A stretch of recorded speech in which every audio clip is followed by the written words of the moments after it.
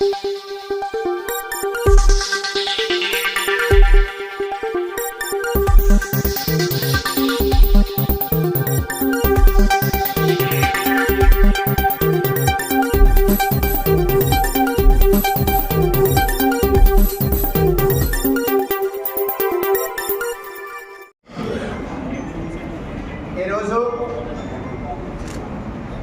Press club press meet ద్వారా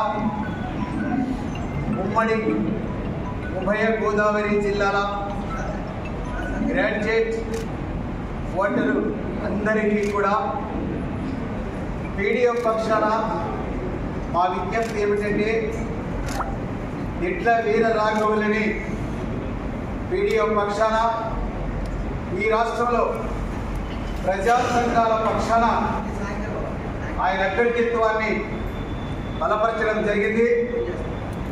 మరి ఉభయ గోదావరి జిల్లాలో ఉన్నటువంటి గ్రాడ్యుయేట్ ఓటర్లందరికీ కూడా గతంలో పీడీఎఫ్ టీచర్స్ గ్రాడ్యుయేట్స్ అభ్యర్థులని గెలిపించినటువంటి పద్ధతిలోనే వీర రాఘవుల అభ్యర్థిత్వాన్ని కూడా బలపరచాలని చెప్పి గెలిపించాలని చెప్పి ఆ రకంగా ప్రజలకి ప్రజా ఉద్యమాలకి తోడ్పాటునివ్వాలని చెప్పి విజ్ఞప్తి చేస్తూ ఉన్నాం.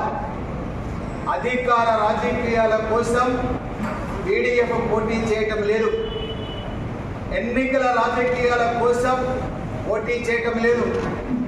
అధికార పక్షం వైపు ప్రతిపక్షం వైపు ఒరిగిపోవడానికి కూడా పీడీఎఫ్ పోటీ చేయడం లేదని చెప్పి చెప్పదలిచింది.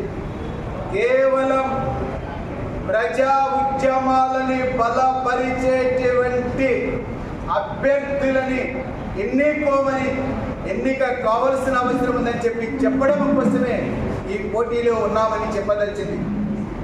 అధికార రాజకీయాలు చేసేటువంటి వాళ్ళు మమ్మల్ని గెలిపిస్తే ఇంకో మీ కాగితం పట్టుకెళ్తాం, వాళ్ళతో చెప్తాం, వీళ్ళతో చెప్తాం, ఆ సమస్య పరిష్కారం చేసేస్తాం, ఈ సమస్య పరిష్కారం చేసేస్తాం అని చెప్తారు అని నమ్మబలుగుతారు. ఇలాంటి నమ్మబలిగే మాటలు, మోసం చేసే మాటలు మా పీడీఎఫ్ చెప్పదని చెప్పి కూడా చెప్పదలిచింది. కేవలం దాచుకోవడానికో దోచుకోవడానికో అధికార పదవుల గౌరవం కోసం కూడా మేము పోటీ చేయాలని చెప్పి అనుకోవడం లేదు.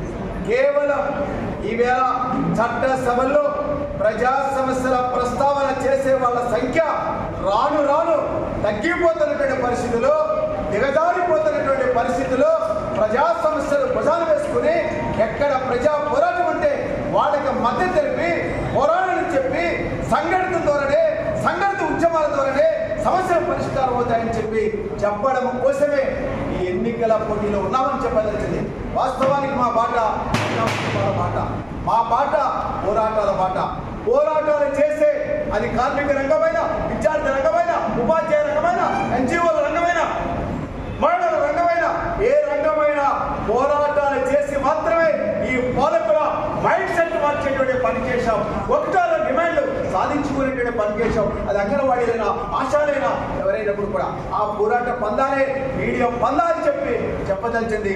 అలాంటి వాళ్ళని మీరు గెలిపించుకుంటే మీ పక్షాలు ఉంటారు, మీ మాట మాట్లాడతారు, మీ మాట వింటారు, మీ సమస్యల పరిష్కారం కాకుండా రాజకీయ ఎజెండాలకు తీసుకొచ్చే పని చేస్తారని చెప్పి దీన్ని గ్రాడ్యుయేట్ ఓటర్లందరూ కూడా ఆ రకంగా అర్థం చేసుకుని పీడీఎఫ్ అభ్యర్థుల్ని గెలిపించాలని చెప్పి మీ ద్వారా విజ్ఞప్తి చేస్తున్నాం.